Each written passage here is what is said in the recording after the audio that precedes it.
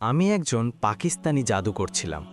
মানুষ আমার কাছে আসতো অন্যের ক্ষতি করার জন্য, কালো জাদু করার জন্য।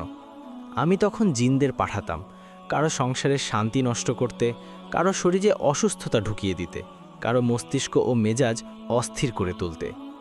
কিন্তু আশ্চর্যের বিষয় হলো, মাঝে মাঝে জিনেরা ফিরে এসে আমাকে বলতো, আমরা সেখানে গিয়েছিলাম কিন্তু কাউকে খুঁজে পাইনি। কখনো তারা বলতো, আমরা শুধু কণ্ঠস্বর শুনতে পাচ্ছি কিন্তু কাউকে দেখতে পাচ্ছি না।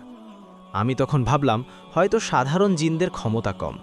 তাই আমি পাঠালাম আফারিত, ইফরিত, যাদের ক্ষমতা জিনদের মধ্যে সবচেয়ে শক্তিশালী।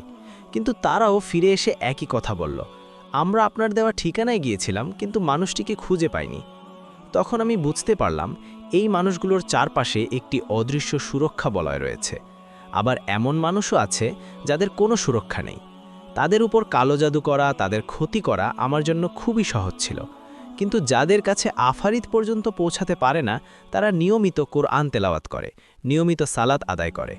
যখন তারা কখনো সালাত মিস করত, তখন জিনেরা তাদের দেখতে না পেলেও দূর থেকে শুধু কণ্ঠস্বর শুনতে পেত। আর যাদের প্রকৃত সুরক্ষা আছে, জিনেরা তাদের কখনোই দেখতে পায় না, কখনোই না। তখন আমি কোরআনের এই আয়াতের অর্থ বুঝতে পারলাম। যখন তুমি কোরআন তেলাওয়াত করো, আমি তোমার এবং যারা আখিরাতে বিশ্বাস করে না তাদের মাঝে একটি অদৃশ্য পর্দা স্থাপন করে দেই।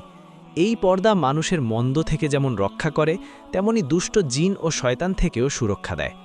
নবী মুহাম্মদ সাল্লাল্লাহু আলাইহি ওয়াসাল্লাম বলেছেন, তোমরা তোমাদের ঘরগুলোকে কবরস্থানে পরিণত করো না।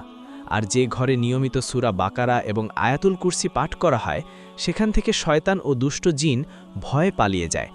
তাই বলছি, প্রতিদিন কোরআন পড়ুন, নিজেকে এবং আপনার পরিবারকে আল্লাহর হেফাজতে রাখুন।